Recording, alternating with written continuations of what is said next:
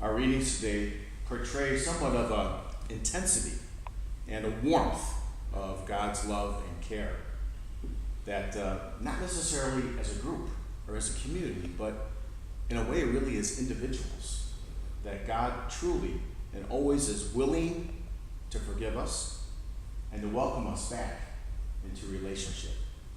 As we see the shepherd go after the one sheep and leave the 99 on the hillside, God continues to be after us as individuals, and wants to come after us so that we can become a part of the flock, of the community. Because in many ways, if a shepherd lost the sheep, why would the shepherd risk the 99 on the hillside? They could somehow be attacked by dogs or by wolves just to go out and look for the one. But yet, that's what God is telling us today, that God wants to continue to be in relationship with each one of us in a deeper way. So God's intimately involved with each one of us and with all of his chosen people, caring for them as a shepherd cares for his flock. Isaiah today also portrays God, but in a different way. God is mighty, God is powerful, God is very majestic. He levels mountains. He makes rough land smooth and straight. And yet, but God is in many ways also in the second part of this reading, humbly going after, once again, the one who strays, and rejoices when that one is found. And so as we contemplate the incredible generosity of God in each one of our lives, mostly manifest by Jesus' incarnation, what can we do to show our gratitude for his magnificent gift to us? So what is it that we can do to give back to God, for God continually wanting us to be in this relationship?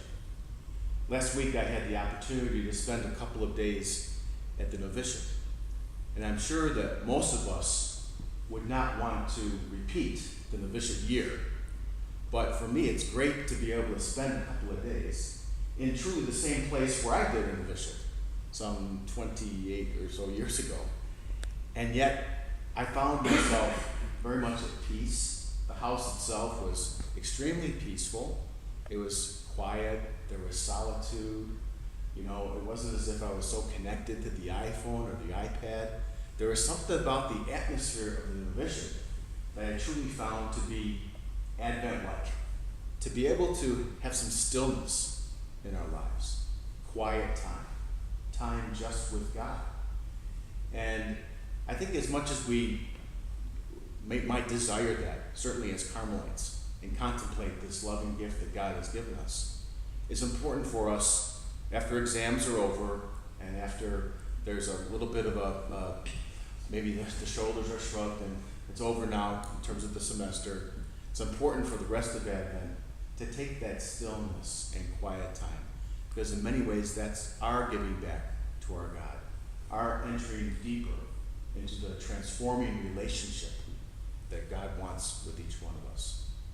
So that's our challenge today, to know that we are like the sheep that strays at times, and yet God consistently is after us to come back, to be a part of the fold, to be a part of the community.